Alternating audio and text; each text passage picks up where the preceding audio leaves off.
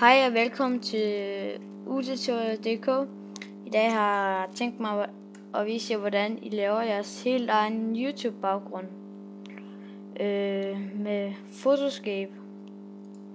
Okay, det første det gør, det er at gå ind på dit internet. Det er ligegyldigt, hvad du bruger. For helvede. Gå ind på internet igen. Så skriver I pimp my channel. Så tager jeg bare den her. Og så tager jeg den øverste her. Så kan den lige love det. Så kommer der en hel masse frem her. Så kan I gå herop og søge der.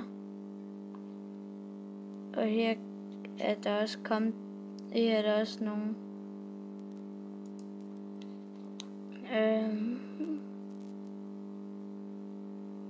Så jeg vælger bare det her. Så når jeg har fundet et, I gerne vil have til jeres kanal, så trykker jeg bare på det. Og så venter jeg lidt. Og så download now. Og så kommer jeg herind, og så højreklikker jeg på billedet og gemmer billedet som. Og så gemmer jeg den bare, hvor jeg har lyst til. Så jeg gemmer den bare på skrivebordet. Okay. Så det næste program, det er, vi skal bruge, det er Photoscape. Det burde nok alle have. Så går jeg ind i redigere. Hvis den bare kan komme sådan. Så her, så finder du ja.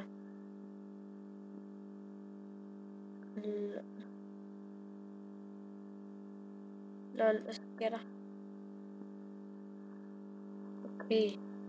Jeg lukker lige vinduet her. Sådan. Okay.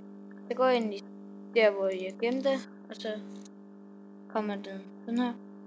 Så går jeg her i object, og så på DDT, og så skriver I, hvad I hedder af YouTube-navn. Og så kan I gå ned her højre vend, og så kan I vælge, hvor den skal være henne. Nu har jeg den sådan her, fordi at den skal stå på langs. Så sætter I den bare der, hvor I vil have den. Og så kan I gøre det igen. Bare udføre.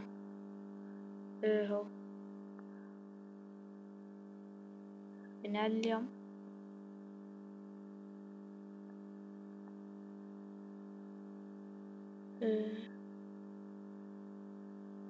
Sådan. Okay. Så når I er færdige med jeres baggrund, så trykker jeg gemme som. Så finder jeg bare det sted, hvor jeg vil gemme den. Jeg kalder den bare YouTube. Så, og så hvis jeg og jeg, så vil jeg tage højst, altså det er 100% af kvalitet. Og så lukker jeg bare det her ned, og så går jeg ind på jeres bruger.